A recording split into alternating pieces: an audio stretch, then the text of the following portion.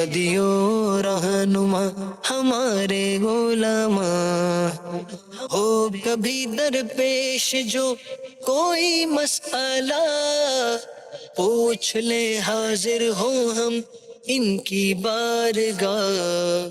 अल्हम्दुलिल्लाहि रब्बिल आलमीन वस्सलातु वस्सलामु अला सय्यिदिल मुरसलीन, अम्मा बअदु फ़अऊज़ु बिल्लाहि मिनश शैतानिर रजीम, बिस्मिल्लाहिर रहमानिर रहीम।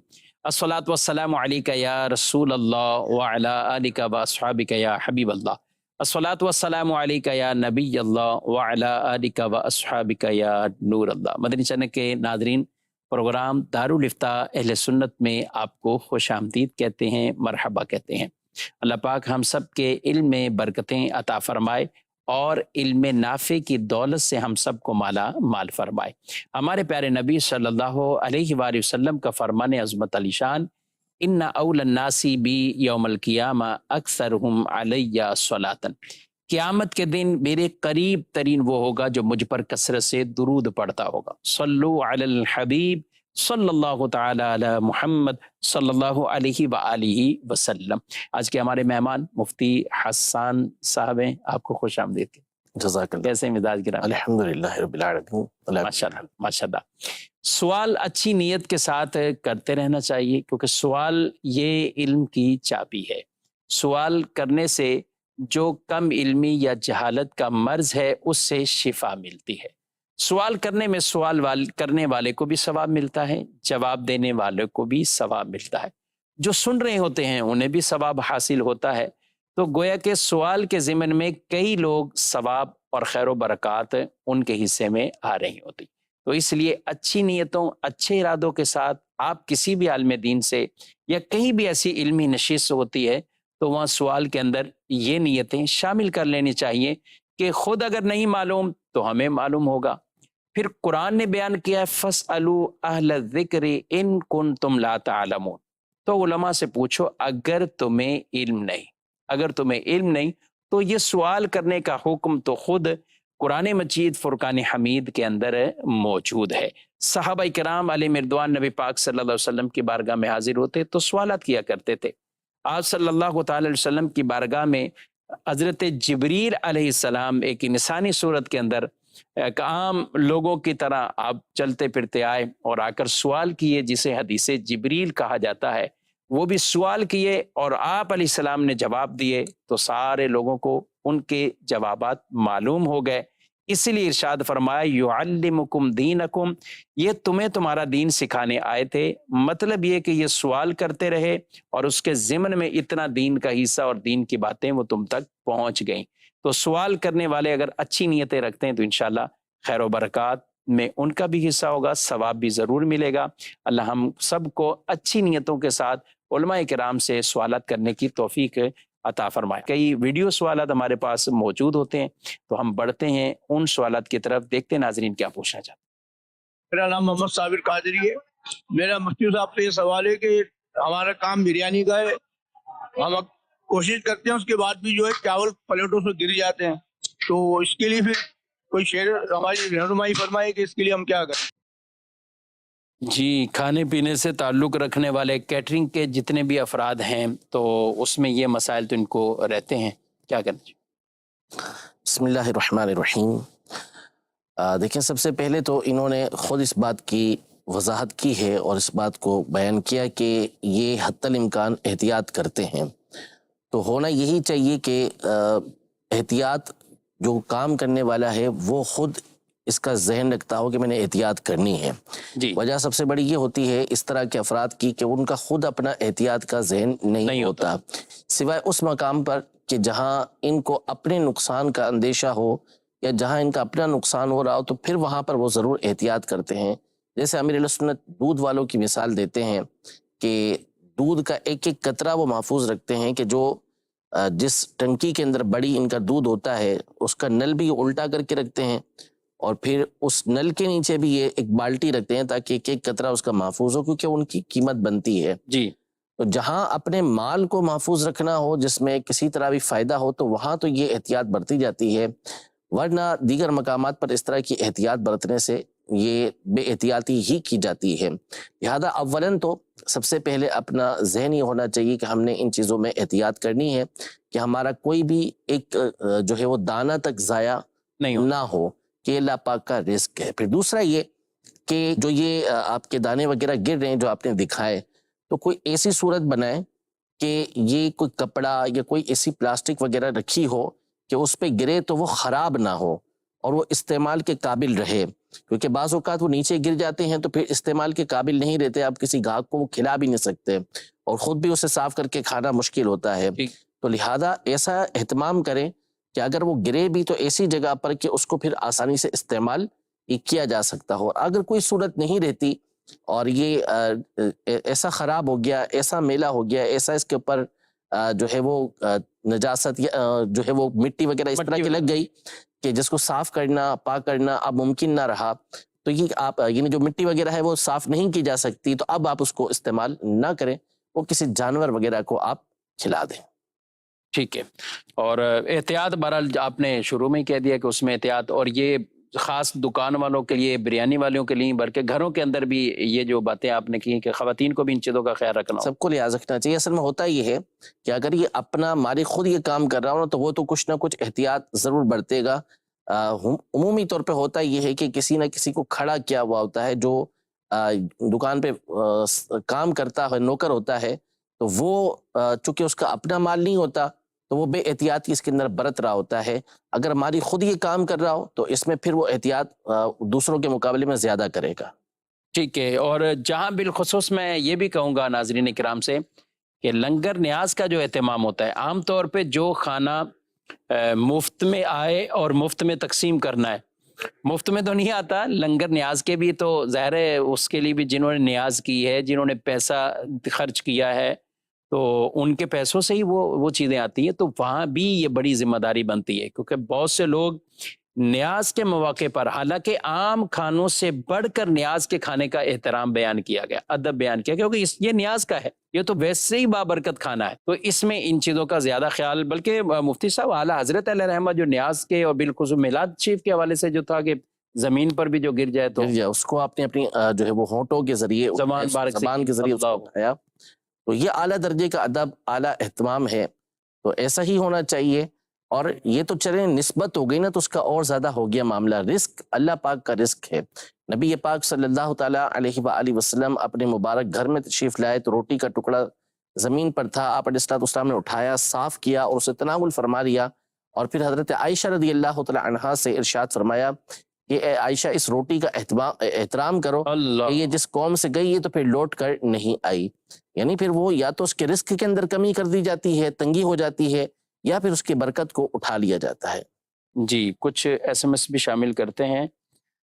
بنت عبدالغفار اتاریہ برے والا یہ پوچھ رہی ہیں کہ میت پر تیسرا کلمہ یہ کیوں پڑھا جاتا ہے، اور کچھ لوگ کہتے ہیں میت پر تیسرا کلمہ نہیں پڑھنا چاہیے۔ عام طور پر تو میت پر نہیں پڑھا جاتا، میت پر پڑھنے سے مراد کیا ہے؟ اگر تو نماز جنازہ میں تو عام طور پہ یہ نہیں پڑھا جاتا۔ نماز جنازہ کے اپنے اوراد و اذکار ہیں، اور جنازہ اٹھاتے وقت بھی عام طور پر ایسا نہیں ہوتا کہ تیسرا کلمہ یہ پڑھا جا رہا ہو، نہ قبر میں اتارتے وقت کس طرح کا معاملہ ہوتا ہے۔ البتہ یہ ہو سکتا ہے کہ میت جب گھر میں ہوتی ہے تو اس وقت مختلف علاقوں کے اندر مختلف چیزیں پڑھی جا سکتی ہیں، تو اس میں کوئی مسئلہ نہیں ہے، میت کے لیے اس کو پڑھ سکتے ہیں۔ میت پر پڑھنے سے مراد یہ ہے کہ آپ میت کے ایصال ثواب کے لیے پڑھ رہے ہیں تو بالکل پڑھ سکتے ہیں، کہ اس کے اندر ایک ایک کلمہ جو ہے اس کے اندر ثواب کا انبار موجود ہے، سبحان اللہ والحمد للہ ولا الہ الا اللہ واللہ اکبر ولا حول ولا قوت الا باللہ، یہ سارے کلمات جو ہیں، یہ ولا حول ولا قوت الا باللہ العلی العظیم، یہ سب کے سب کلمات، ایک ایک کلمہ اس کے حوالے سے الگ الگ فضیلتیں موجود ہیں، جنت میں درخت لگنے کی فضیلتیں الگ موجود ہیں، اس لیے اس کو پڑھنے میں تو کوئی مسئلہ نہیں ہے، بالکل اسے پڑھا جا سکتا ہے اور ایصال ثواب اس کا کیا جا سکتا ہے۔ ماشاءاللہ۔ یہ میت پر پڑھنے سے مراد یہی ہے کہ میت یعنی چارپائی گھر میں موجود ہے، صحن میں ہے، اور خواتین عام طور پہ ارد گرد بیٹھی ہوتی، لیکن ہوتا یہی ہے کہ یہ جب میت کو گھر سے اب رخصت کیا جا رہا ہوتا ہے ایک طرح کا، غسل بھی ہو گیا سب کچھ اور آپ جنازے کے لیے لے کے جا رہے ہیں تو اس وقت پڑھتے ہیں. ہونا یہی چاہیے. گھروں میں بھی عام طور پر جب میتیں ہوتی ہیں تو اس وقت پڑھنے کا رجحان کم ہوتا ہے اور سب یا تو ایک تعداد باتوں میں یا رونے اور اس طرح کے معاملات میں. تو ایسے مواقع پر بھی اگر کوشش کر کے اپنے صبر کے ساتھ اور اس صدمے کو برداشت کرتے ہوئے اہل خانہ بھی کچھ نہ کچھ پڑھنے کی طرف رہے گا، رجحان رہے گا، تو انشاءاللہ میت کو اس کا فائدہ ہی نصیب ہوگا. حسان صاحب کچھ کلمات ایسے خود ہی ایڈیشن کیے ہوتے ہیں، یعنی لا الہ الا اللہ ہے تو اس کے بعد کوئی چیز اردو میں یا پنجابی میں ساتھ لگی، محمد رسول اللہ پھر اردو میں یا پنجابی میں کوئی چیزیں. تو میں چاہوں گا آپ ایسوں کو کیا کہیں گے کہ وہ ان کلمات کے حوالے سے ڈائریکٹ، کیونکہ ہر علاقے میں مختلف ہوتا ہے، خواتین نے کیا ورد کرنا ہے، جنازہ اٹھاتے ہوئے کیا کرنا ہے. ایک تو آپ نے تیسرے کلمے کا بتایا، پہلا کلمہ شریف ہے، جو نارمل چیزیں ہیں وہ تو ٹھیک ہے، لیکن جن چیزوں کے ساتھ کوئی چیزیں ایڈ کر کے اس کو ایک بنا لیا اور طرز کے ساتھ اس کو پڑھا جاتا ہے. کہنے کا مقصد مدعا یہی ہے کہ آپ خود اگر کوئی ساتھ ایڈ کیا ہوا ہے تو اس کے لیے ضرور علماء کرام سے آپ رہنمائی لیں، ان سے پوچھ لیں. ظاہر ہے وہ کلمات آپ سے پوچھیں گے اور اس کے بعد ہی وہ اس کا حکم شرع بیان کریں گے کہ وہ کلمات ہیں کس طرح کے. تو اس لیے جو بھی جہاں بھی جس طرح کے رائج ہیں، دارالتعلیم سنت سے آپ دن کے اوقات میں صبح 10 بجے سے لے کر 4 بجے تک آپ یہ دارالتعلیم سنت میں براہ راست ٹیلی فون کے ذریعے آپ پوچھ بھی سکتے ہیں، اور ان اوقات کے اندر آپ یہ اس طرح کے اور بھی جو مسائل آپ کے ہیں تو آپ ان کی رہنمائی لے سکتے ہیں. مزید سوال. میں یہ پوچھ رہا تھا، سوال میرا یہ تھا کہ میں نے کسی کو قرض دیا ہے اور 2-3 بار ان سے میں نے کہا ابھی تو ان کا اگلے مہینے دے دیں گے، اس مہینے دے دیں گے، ابھی تک تو دے نہیں پائے. تو کیا میں اس کو زکوٰۃ کے پیسے میں ان سے کہہ دوں کہ میں زکوٰۃ یہ میں تمہاری زکوٰۃ ہے، میں مطلب ہے تمہارے لیے ختم؟ تو ایسا ہو سکتا ہے کہ میں ان کو کہہ دوں زکوٰۃ ہو جائے گی، آپ مطلب میں آپ کو زکوٰۃ دے رہا ہوں؟ آپ کی نہیں ہوگی. اچھا، آپ اپنی زکوٰۃ ان میں سے یہ اسی میں سیٹ کر دیں، جیسے عام طور پہ لوگ کہتے ہیں نا کہ پیسے مل نہیں رہے تو اس کو ہم زکوٰۃ میں کاؤنٹ کر لیں، یعنی لکھ لیں اپنے پاس کہ ہماری اتنی زکوٰۃ، یا اس کو ہم معاف کر دیں تو پھر یہ زکوٰۃ میں کاؤنٹ ہو جائے. تو ایسا نہیں ہوگا. زکوٰۃ کے لیے تملیک یعنی مالک کرنا یہ شرط ہوتا ہے. اگر کسی کے اوپر اس کا قرض ہے اور اگر وہ یہ نیت کرتا ہے کہ میں اسے معاف کر رہا ہوں تاکہ میری زکوٰۃ ادا ہو جائے، تو ایسا نہیں ہوگا. اس میں زیادہ سے زیادہ یہ ہوگا کہ اگر وہ زکوٰۃ کا مستحق ہے، اسے زکوٰۃ لگتی ہے، تو جتنی رقم آپ نے معاف کی ہے اس کی زکوٰۃ آپ کے اوپر سے ساقط ہو جائے گی. ایسا نہیں ہوگا کہ باقی مال کی جو آپ کے اوپر زکوٰۃ ہے وہ بھی ساقط ہو جائے، ختم ہو جائے. ایسا نہیں، زکوٰۃ آپ کو دینا ہوگی. اس کا طریقہ کار یہ ہے کہ اگر واقعی وہ شرعی فقیر ہے، زکوٰۃ کا مستحق ہے کہ اسے زکوٰۃ لگتی ہے، تو آپ اسے زکوٰۃ میں رقم دے دیں. جب وہ اس کے اوپر قبضہ کر لے، اس کا مالک ہو جائے، تو پھر وہ آپ کو واپس دے سکتا ہے کہ آپ نے زکوٰۃ ادا کر دی. اب وہ جو آپ کو واپس کر رہا ہے وہ آپ کا مال ہے جو اس نے آپ کو واپس کیا ہے. تو یہ نہیں ہو سکتا کہ فقط آپ یہ نیت کر لیں کہ چونکہ میرا قرضہ اب اس سے مل نہیں رہا تو میں اس نیت کرتا ہوں کہ اس کا میں نے قرضہ معاف کر دیا، میری زکوٰۃ ادا ہو گئی. ایسا نہیں ہوگا. ایسا نہیں ہوگا. اور یہ بھی ضروری کہ جس کو معاف کرنا ہے یا دے کر لینے والا معاملہ ہے وہ بھی اس کا حقدار ہو. جی بالکل، شریف فقیر ہو، شریف مستحق ہو. جی ٹھیک ہے. ایک سوال ہے کہ عورت بچے کو دودھ کون کون یعنی پلا سکتی ہے خواتین میں سے؟ نانی، دادی، پھپھو، یہ بھی لکھا ہوا ہے کہ کیا بچے کی نانی، دادی، پھپھو وغیرہ بچے کو دودھ پلا سکتی؟ دیکھیں، دودھ پلانے کا حق تو والدہ کا ہی ہے، ظاہر ہے اسی نے پلانا ہے. باقی کہ اس کے علاوہ جو بھی پلائے گا تو اس میں پھر یہ لازمی ہو جائے گا کہ اس کا اس سے دودھ کا رشتہ اگر قائم ہو گیا، جیسے 2.5 سال کی مدت کے اندر پلا دیا دودھ، 30 مہینے جو اسلامی ہوتے ہیں اس سے پہلے پلا دیا، تو دودھ کا رشتہ ثابت ہو جائے گا. اگرچہ کہ پلا صرف 2 سال تک سکتے ہیں، اس کے بعد نہیں پلا سکتے، لیکن رشتے کا ثبوت یہ 30 مہینے تک 2.5 سال کا جو وقفہ ہے اس کے اندر ہو جاتا ہے. تو ایک تو ہے کہ دودھ کا رشتہ یہ ثابت ہو جانا، دودھ والا رشتہ قائم ہو جانا، یہ تو ہو جائے گا، چاہے وہ نانی نے پلایا ہو، چاہے وہ دادی نے پلایا ہو، چاہے وہ پھوپھی نے پلایا ہو، چاہے خالہ نے پلایا ہو، کسی نے بھی پلایا ہو، اس کا رشتہ اس کے ساتھ قائم ہو جائے گا. اب پلانا چاہیے نہیں پلانا چاہیے تو یہ بہت رسکی ہے. ہر مقام پر اس طرح بالکل نہیں ہونا چاہیے. حتیٰ کہ پھر اس کے بعد ہوتا یہ ہے کہ عام طور پہ بھول جاتے ہیں، یعنی پلا دیا. اب ایسے بعض اوقات تو اتنے خطرناک کیس بن جاتے ہیں کہ جس کا سد باب کرنا اور جس کو حل کرنا، بظاہر تو شریعت کے اندر اس کا حل موجود ہوتا ہے، لیکن جن کے اوپر یہ حل جاتا ہے وہ جو ہے نا وہ ہل جاتے ہیں۔ ہل جاتے ہیں کہ کیا بعض کریں اوقات گے؟ ہاں رشتہ بلکہ قائم ہو جاتا خاندان ہے، ہی ہل جاتا ہے ایک طرح کا۔ رشتہ قائم ہو چکا تھا، حالانکہ وہ بہن بھائی ہوتے ہیں، ان کا رشتہ جیسے سگے بہن بھائیوں کا ہوتا ہے ویسا ہی یہ دودھ والے بہن بھائیوں کا رشتہ ہے۔ جس طرح سگے بہن بھائیوں کا آپس میں نکاح حرام ہے، اسی طرح یہ دودھ والے رشتوں کا بھی آپس میں رشتہ یہ حرام ہے۔ جو چیزیں نسب کے ذریعے حرام ہوتی ہیں، جو رشتے نسب کے ذریعے، جو آپ کا خونی رشتہ ہے اس کے ذریعے حرام ہو رہی ہیں، اسی طرح یہ دودھ والے رشتے کے ذریعے بھی وہ رشتے آپس میں حرام ہو جاتے ہیں۔ چچا بن جائے گا، تایا بن جائے گا، ماموں بن جائے گا، بعض اوقات بیٹا بن جائے گا، تو یعنی خلاصہ یہ ہوا کہ یہ دادی کا بالفر دودھ پی لیا جی تو کسی بھی چچا دادی تائے کے یہاں اب اور اس اسی طرح پھوپھیوں کے یہاں اس کی یہ سب کی اولادیں اس پر نہیں حرام۔ ہو سکتی اس طرح۔ تو فقہائے کرام نے تو اس زمانے میں یہ لکھا تھا، بحر الرائق وغیرہ کے اندر یہ لکھا ہوا ہے کہ اگر دودھ پلائے تو اس کو لکھ لے، تاکہ کس کو دودھ پلایا ہے، تاکہ بعد میں یہ دستاویز کام آ سکے، ایسا نہ ہو کہ دودھ کے رشتے پھر آپس میں ان کا نکاح ہو رہا ہو۔ تو یہ ہوتا ہے ہمارے یہاں پر، تو اس میں بہت زیادہ احتیاط کی ضرورت ہے کہ عمومی طور پر اس کو نبھایا نہیں جاتا اور لوگ بھول جاتے ہیں، تو اس لیے حتی الامکان کوشش یہ کرے کہ دودھ نہ ہی پلائے۔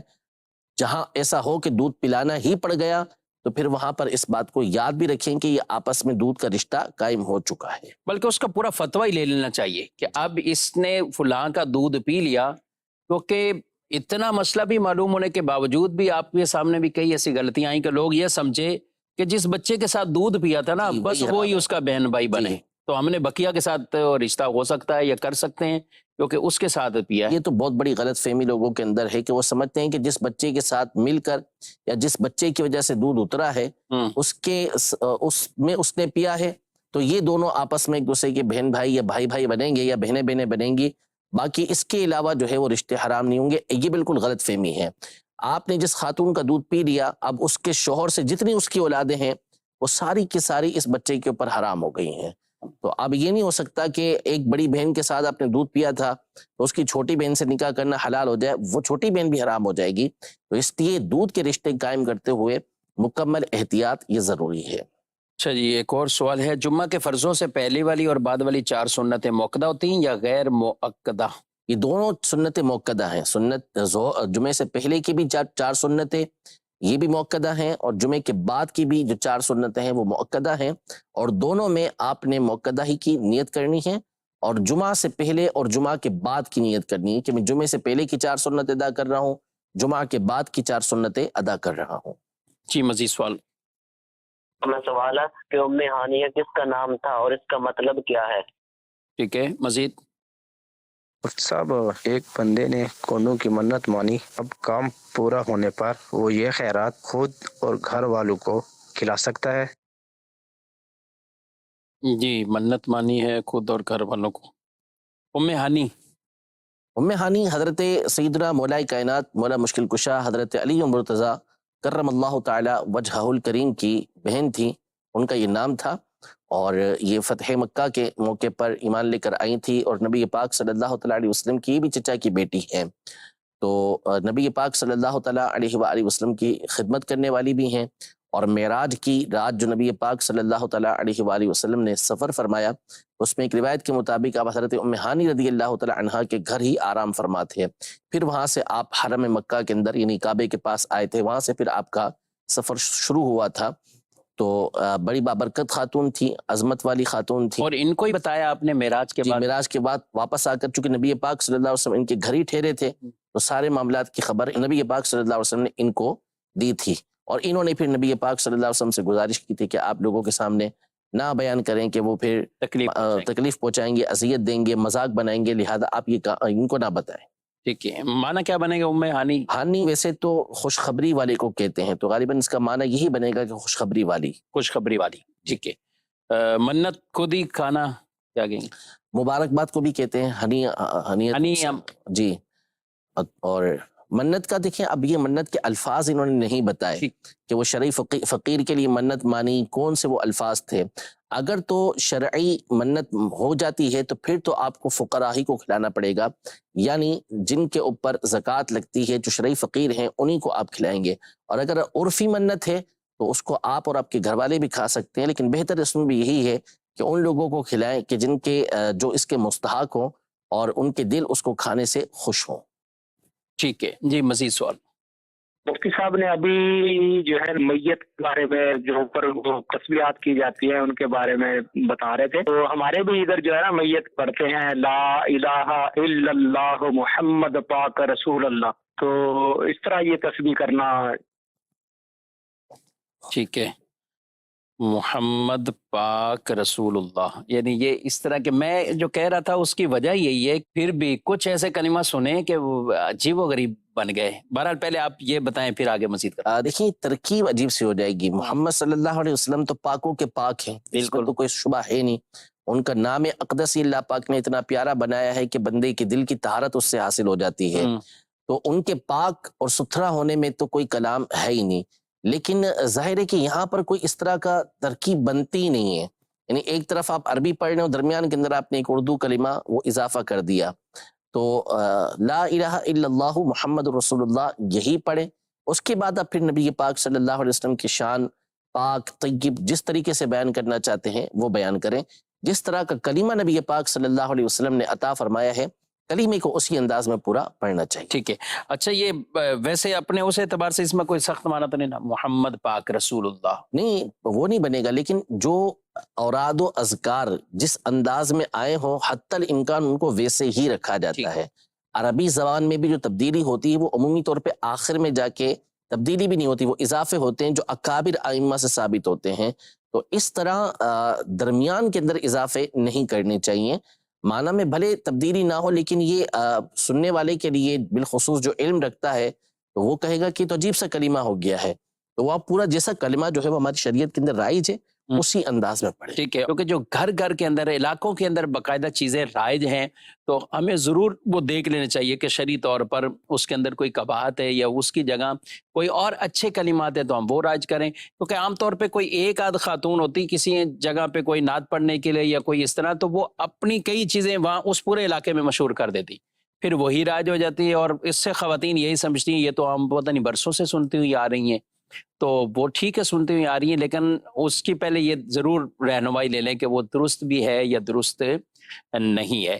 کلمہ شریف پڑھیں، مولا صلی وسلم کا سیدھا بردہ شریف پڑھیے، اور کعبہ کے بعد درود جا، اس طرح کے کلمات بھی وہ کہے جا سکتے ہیں۔ ہاں خواتین کے لیے یہ ضرور ہے کہ وہ نعتیں پڑھ رہی ہیں، وہ اس طرح پڑھ رہی ہیں، تو ان کو کتنی آواز رکھنی ہے، کیا کہتے ہیں آپ؟ کیونکہ اس میں ترنم بھی ہے ان چیزوں میں۔ جی بالکل، عورتوں کی جو آواز بالخصوص ترنم والی ہے یا اس طرح کے ذکر و اذکار میں جب یہ مل کے پڑھتی ہیں تو اس کے اندر عام طور پر یہ ایک ردھم پیدا ہو جاتا ہے، تو ایسی آواز ہرگز کسی غیر محرم تک نہیں جانی چاہیے۔ بالخصوص جو میت کا گھر ہے تو اس میں اس طرح کے افراد کا اجتماع ہوتا ہی ہوتا ہے کہ ہر طرح کے لوگ جمع ہوتے ہیں، باہر بھی بیٹھے ہوتے ہیں، اور ایسے لوگ آتے ہی ہیں ظاہر ہے کہ جو بھلے گھر والے کہلاتے ہیں لیکن وہ محرم نہیں ہوتے، تو لہذا فقط اتنی آواز ہو کہ آپ لوگوں کے کان تک ہی آپ کی آواز پہنچے، باہر آپ کی آواز نہیں جانی چاہیے۔ جی ویڈیو سوال۔ میرا نام محمد شاہد اتاری ہے۔ میرا یہ سوال ہے کہ تقوی کے بارے میں مجھے معلومات کرنی ہے۔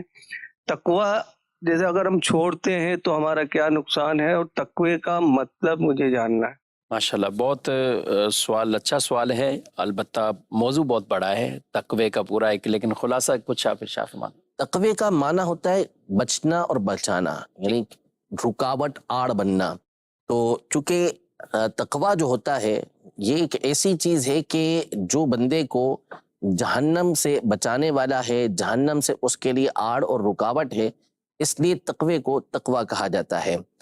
اب تقوی جو ہے اس کی مختلف اقسام ہیں، بنیادی اعتبار سے اس کی 3 قسمیں بنتی ہیں۔ نمبر 1 وہ قسم ہے کہ جو ہر مومن کو حاصل ہوتی ہے، جس کا مطلب یہ ہوتا ہے کہ ہر مسلمان جو ایمان لے کر آیا، جب وہ ایمان لے کر آیا تو اب وہ ہمیشہ ہمیشہ کے لیے جہنم میں جانے سے محفوظ ہو گیا، یعنی اگر وہ ایمان سلامت لے کے دنیا سے چلا گیا تو اب اللہ نہ کرے اپنے گناہوں کی وجہ سے اس کو جہنم کی سزا بھگتنا پڑی تو بالآخر اس نے جنت کے اندر داخل ہونا ہے، یعنی اس کو بولتے خلود فی النار سے اس کا یہ ایمان رکاوٹ بن گیا۔ تو یہ تقوی کا سب سے ادنا درجہ ہے کہ جس میں ہر مومن کو اتنا تو یہ تقوی حاصل ہوتا ہے کہ جس کے ذریعے وہ جہنم سے بچ جاتا ہے، اللہ سے وہ ڈر رہا ہے۔ تقوی کا ایک معنی ہوتا ہے ڈرنا، تو وہ اللہ سے ڈرتا ہے، کفر سے بچتا ہے، شرک سے بچتا ہے، کفر و شرک وہ نہیں کرتا، تو یہ چیز اس کو جہنم میں ہمیشہ جانے سے محفوظ رکھے گی، جنت میں داخل کروائے گی۔ دوسرا درجہ تقوی کا وہ ہوتا ہے کہ جو ان نیک لوگوں کو حاصل ہوتا ہے کہ جو ایمان لانے کے بعد گناہوں سے بھی اپنے آپ کو بچاتے ہیں، گناہ کبیرہ سے بھی بچاتے ہیں، گناہ صغیرہ سے بھی اپنے آپ کو بچاتے ہیں۔ اب اس میں جو جتنا زیادہ اپنے آپ کو محفوظ رکھے گا، بچائے گا، اس کا درجہ اتنا ہی بلند ہوگا، اس کا تقوی اتنا ہی مضبوط ہوگا۔ تو یہ نیک لوگوں کو حاصل ہوتا ہے۔ اور ایک سب سے بڑا درجہ یہ ہوتا ہے کہ بندہ اللہ کے سوا ہر ایک سے اپنے آپ کو بچاتا ہے، اس کے دل کے اندر یاد صرف اور صرف اللہ پاک کی ہوتی ہے۔ ہر وہ چیز کہ جو اسے اللہ پاک کی یاد سے غافل کرنے والی ہے، اس سے وہ اپنے آپ کو بچا کر رکھتا ہے۔ یہ درجہ انبیاء کرام علیہ السلام اور بڑے بڑے اولیاء کو حاصل ہوتا ہے کہ ان کا ہر کام، ان کی ہر یاد صرف اور صرف اللہ تبارک و تعالی سے تعلق رکھنے والی ہوتی ہے، کوئی ایسی چیز نہیں ہوتی کہ جو ان کو اللہ پاک کی یاد سے غافل کرے۔ تو یہ سب سے اعلیٰ درجہ ہے۔ باقی اس کے علاوہ مختلف اقسام اور بیان کی ہیں۔ امام اہل سنت رحمۃ اللہ تعالی علیہ کے حوالے سے صدر الافاضل رحمۃ اللہ تعالی علیہ نے خزائن العرفان میں 7 قسمیں بیان کی ہیں، اور علماء نے کافی ساری اقسام دیگر بھی بیان کی ہیں۔ تو تفصیل کے لیے آپ اس موضوع پر لکھی گئی جو کتابیں ہیں اس کا مطالعہ کریں۔ تفسیر صراط الجنان میں بھی آپ کو اس کے حوالے سے ملے گا۔ اس کے علاوہ اے ایمان والا جو کتاب ہے اس کے اندر بھی آپ کو اس کی تفصیل مل جائے گی ماشاءاللہ۔ اور بلکہ شروع میں ہی سورہ بقرہ کے اندر ہدی للمتقین، اس کے تحت ہی کہ یہ کتاب متقین کے لیے ہدایت ہے، تو وہ تقوی کے سارے درجات صراط الجنان کے اندر بھی بڑے ڈیٹیل اور تفصیل کے ساتھ اس کی 6 یا 7 جو اقسام بیان کی گئی وہ پوری ان کے اور ان کے احکامات یہ بیان کیے گئے۔ اللہ پاک ہم سب کو تقوی نصیب فرمائے اور متقین جیسے اوصاف اللہ ہم سب کو اختیار کرنے کی توفیق عطا فرمائے۔ کچھ SMS بھی شامل کرتے ہیں جی۔ ایک بھیجا کسی نے، خان کعبہ بیت اللہ مدینہ پاک رسول اللہ، اس روح نو بخشی آپ اللہ، یعنی یہ بھی ترنم کے ساتھ یہ کلمات بھی یہ پڑھے جاتے ہیں۔ خان کعبہ، ہاں شروع میں یہ لکھا ہوا ہے، تو خان کعبہ بیت اللہ مدینہ پاک رسول اللہ، اس روح نو بخشی آپ اللہ۔ دیکھیں اب یہ بس بنا لیے ہوں گے لوگوں نے، یعنی ہر علاقے میں کوئی نہ کوئی الگ ہی ہے، بالکل اس طرح بنا لیے ہوں گے۔ اب دیکھیں اب بعض ہے تو دعائیہ کلمات ہے اس میں، لیکن اب یہ وہ شروع کے اندر تو بس ایسے ہی مقدس نام لیے ہوئے ہیں، باقی کوئی ترکیب تو ہے نہیں اس کی، کوئی جملہ تو بنتا نہیں ہے، یہ بس وہ ایک بنانے کے لیے ہو گیا ہے۔ اب اصل میں مسئلہ سب سے بڑا یہ ہے کہ اس کو غلط کہنے کی جگہ بہتر یہ ہے کہ آپ اس کے متبادل اچھے کلمات اچھے دیتے ہیں، اچھے کلمات، تو آپ اچھے کلمات وہاں پہ رائج کر دیں۔ جو عقل والا ہے، سمجھ والا ہے، جس کو دین کا علم ہے، اسے چاہیے کہ لوگوں کے درمیان یہ رائج کرے۔ اب اس کو پڑھنے سے دعا تو ہو گئی، لیکن ایک ایصال ثواب کی جو صورت ہے اور بار بار لا الہ الا اللہ محمد رسول اللہ کی جو تکرار ہے وہ ہو تو زیادہ اچھا ہوگا۔ ٹھیک ہے، بہرحال آپ نے آئندہ پروگرام میں ان کے متبادل کلمات بھی عطا فرمانے ہیں کہ ان کی جگہ یہ راج کر لیں، اس کی جگہ یہ۔ عزیز سوال مفتی صاحب کی برگاہ میں سوال عرض ہے کہ بچے پتنگیں اڑاتے ہیں کہ یہ پتنگیں اڑانا ٹھیک ہے یا نہیں؟ دیکھیں ایک چیز ہوتی ہے وہ کہ جو شرعی اعتبار سے منع ہوتی ہے، یعنی شریعت اس چیز سے منع کرتی ہے، لیکن بہت سے لوگ اس پر الٹے سیدھے دلائل دے رہے ہوتے ہیں، اور ان کے وہ دلائل بھی غلط ہوتے ہیں، باطل ہوتے ہیں۔ لیکن بہت سی چیزیں وہ ہوتی ہیں کہ خود عقل رکھنے والا جو بندہ ہوتا ہے وہ بھی اس کو غلط ہی کہہ رہا ہوتا ہے، یعنی تھوڑی سی سمجھ وہ رکھتا ہے تو اکثریت یہ کہتی ہے کہ یار چیز ہے ہی غلط۔ تو شرعی اعتبار سے تو یہ فضول کام ہے کہ اس میں اسراف بھی ہے، پھر اس کے بعد جو ہے وہ اپنے وقت کا ضیاع کرنا ہے، لہو و لعب ہے، اس کے اندر کوئی ورزش تو ہے ہی نہیں، اور جانی خطرے۔ وہی اب عقل سے تھوڑا سا کام لینا۔ تو آئے دن کوئی نہ کوئی خبر اس طرح کی آتی رہتی ہے۔ 2 دن پہلے مجھے ایک اسلامی میں دارالفتہ کے اندر آئے، سوال کرنے کے بعد مجھے کہا کہ رشتہ دار بچی تھی چھوٹی 1 یا 2 سال کی، مانجا اس کے گردن سے گزرا، بھی ہاسپٹل میں ICU کے اندر ہے، دعا کر۔ بائک پہ ہوں گے یعنی بس اسی طرح کا کوئی اور یہ بائک پہ جانے والا اتنی سپیڈ سے، اور اب بندہ خدا یہ لوگ سوچتے نہیں اس حوالے سے کہ یار ہمارے تھوڑی سی تفریح کی بنیاد پر اس طرح کی اور چیزیں بھی ہیں، فائرنگ کرنا جگہ جگہ پر، جب شادی ہوتی ہے تو اس کی خوشی کے اندر پٹاخے پھوڑے جا رہے ہوتے ہیں، فائرنگ ہو رہی ہوتی ہے، پھر اسی طرح جو مختلف ایونٹس آتے ہیں ہمارے یہاں پر نیو ایئر نائٹ ہوتی ہے یا اس کے علاوہ 14 اگست ہے یا اور کوئی اس طرح کا معاملہ آتا ہے، تو اب جب ان سے بات کی جائے ایسی چیزوں کے اوپر تو یہ ایکسٹرا جو ہے نا وہ عقل مند بن رہے ہوتے ہیں، اور پھر اس کے بعد وہ طرح طرح کی باتیں کرتے ہیں. تو بندہ خدا اگر آپ کے گھر کے اندر ایک دفعہ اللہ نہ کرے اس طرح کا معاملہ ہو گیا نا، ایک دفعہ اس طرح کسی کے ساتھ حادثہ پیش آ گیا آپ کے گھر کے اندر، تو ساری زندگی پھر آپ اس کی مخالفت کرتے پھریں گے.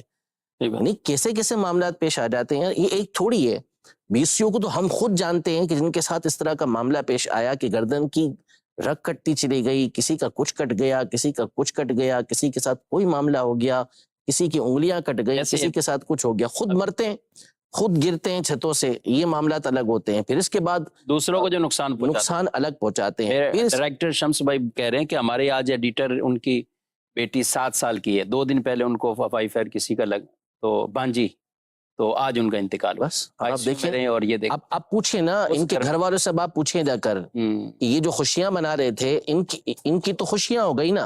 اب ان سے پوچھیں کہ ان کے گھر والوں کے اوپر کیسے گزر رہی ہوگی. تو قیامت کے دن کیا یہ بچی اس کا گریبان نہیں پکڑے گی جس نے اس طرح کا جو فائرنگ کی ہوگی.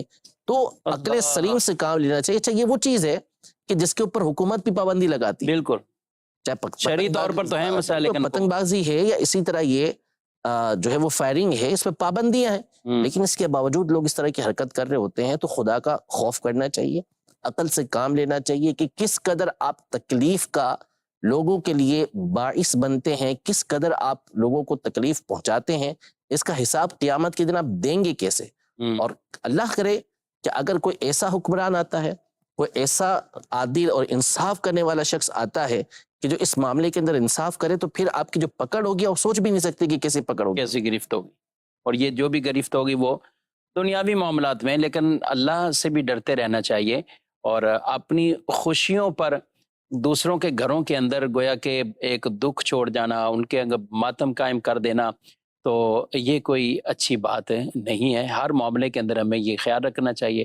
ہم اپنی ساری خوشیوں، شادی کی لے لیں تو جب سے بات چلے تو پتہ نہیں کون کون سے فنکشن ایڈ ہو چکے ہیں، اور پتہ نہیں کون کون سی ناجائز چیزیں وہ کر رہے ہوتے ہیں. دلہن کو رخصت کرنا ہے، پھر سب کو یاد آ جائے گا، یا قرآن اٹھاؤ، قرآن کا آگے قرآن پاک لیا قرآن کے سائے میں.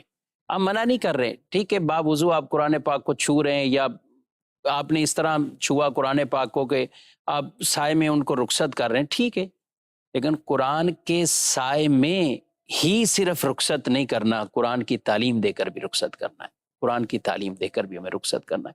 پوری شادی میں قرآن ایک جگہ ہم دیکھنے میں آتا ہے کہ جب گھر سے دلہن کو رخصت کیا جا رہا ہو یا ہال سے دلہن کو رخصت کیا جا رہا ہے، ہر ایک کو تو قرآن قرآن قرآن لے کر آؤ، ٹھیک ہے، لیکن آپ نے کیا اتنے جو دنوں سے یہ کر رہے ہیں، کیا یہ چیزیں قرآن میں منع نہیں کی گئی؟ کیا رسول اللہ صلی اللہ علیہ وسلم کی تعلیمات میں انہیں منع نہیں کیا؟ ناظرین کرام، یہ ضرور ان باتوں پر سوچئے اور غور کیجئے. اللہ پاک ہم سب کو شریعت مطہرہ پر عمل کرنے کی توفیق عطا فرمائے. آمین بجاہ نبی. ہادیو رہنما ہمارے غلاما، ہو کبھی درپیش جو کوئی مسئلہ، پوچھ لے حاضر ہو ہم ان کی بارگاہ.